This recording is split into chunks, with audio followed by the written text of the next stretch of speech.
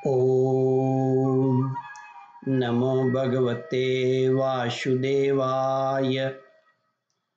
श्रद्धालु भक्तों, श्रीमद्भागवत महापुराण के 10वें स्कंद के पूर्वार्ध के पहला अध्याय के अंतर्गत भगवान के द्वारा पृथ्वी को आश्वासन, वसुदेव देवकी का विवाह और कंस के द्वारा देवकी के 6 पुत्रों की हत्या, इसका प्रस्तुतिकरण करूंगा। इसके पूर्व जहां तक आप कथा श्रवण कर चुके हैं उसके आगे का प्रस्तुतिकरण करता हूं। वसुदेव जी कंस से कहे, राजकुमार, जैसे कोई पुरुष जागृत अवस्था में राजा के ऐश्वर्य को देखकर और इंद्र आदि के ऐश्वर्य को सुनकर उसकी अभिलाषा करने लगता है और उसका चिंतन करते करते उन्हीं बातों में घुल मिलकर एक हो जाता है तथा स्वप्न में अपने को राजा या इंद्र के रूप में अनुभव करने लगता है। साथ ही अपने दरिद्रावस्था के शरीर को भूल जाता है। कभी कभी तो जागृत अवस्था में भी मन ही मन उन बातों का चिंतन करते करते तन्मय हो जाता है और उसे स्थूल शरीर की सुध नहीं रहती। वैसे ही जीव कर्मकृत कामना और कामनाकृत कर्म के वश में होकर दूसरे शरीर को प्राप्त हो जाता है और अपने पहले शरीर को भूल जाता है। जीव का मन अनेक विकारों का पुंज है। वसुदेव जी कंस से कहा, राजकुमार, देहांत के समय वह अनेक जन्मों के संचित और प्रारब्ध कर्मों की वासनाओं के अधीन होकर माया के द्वारा रचे हुए अनेक 5 भौतिक शरीरों में से जिस किसी शरीर के चिंतन में तल्लीन हो जाता है और मान बैठता है कि यह मैं हूँ, उसे वही शरीर ग्रहण करके जन्म लेना पड़ता है।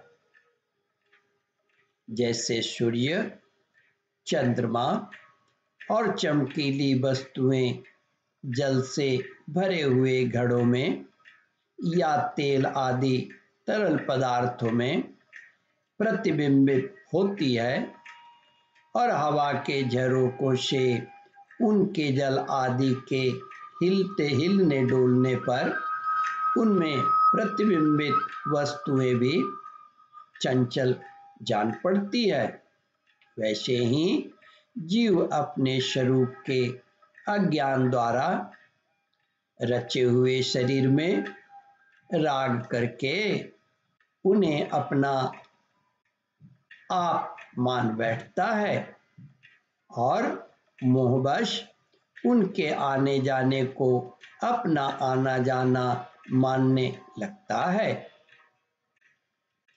इसलिए जो अपना कल्याण चाहता है उसे किसी से द्रोह नहीं करना चाहिए, क्योंकि जीव कर्म के अधीन हो गया है और जो किसी से भी द्रोह करेगा उसको इस जीवन में शत्रु से और जीवन के बाद परलोक से भयभीत होना ही पड़ेगा।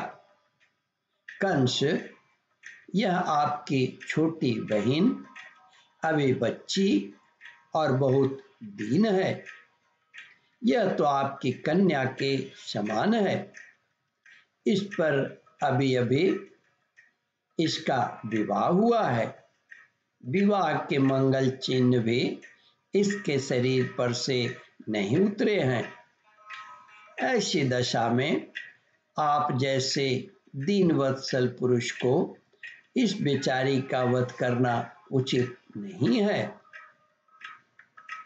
श्री सुखदेव जी कहते हैं, परीक्षित, इस प्रकार वसुदेव जी ने प्रशंसा आदि शाम नीति और भय आदि भेद नीति से कंस को बहुत समझाया, परंतु वह क्रूर तो राक्षसों का अनुयायी हो रहा था। इसलिए उसने अपने घोर संकल्प को नहीं छोड़ा। वसुदेव जी ने विकट हठ देखकर वह विचार किए कि किसी प्रकार यह समय तो टाल ही देना चाहिए। तब वे इस निश्चय पर पहुंचे, बुद्धिमान पुरुष को जहां तक उसकी बुद्धि और बल साथ दे, मृत्यु को टालने का प्रयत्न करना चाहिए। प्रयत्न करने पर भी वह न टल सके तो फिर प्रयत्न करने वाले का कोई दोष नहीं है। इसलिए इस मृत्यु रूप कंस को अपने पुत्र इस प्रकार इसलिए इस मृत्यु रूप कंस को अपने पुत्र दे देने की प्रतिज्ञा करके मैं इस दिन देवकी को बचा लूं।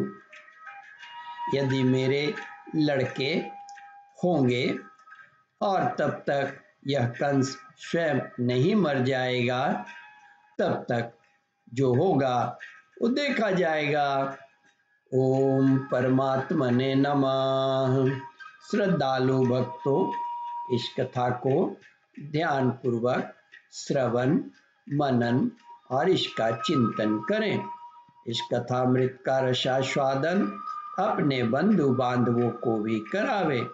इस वीडियो को शेयर और सब्सक्राइब करें।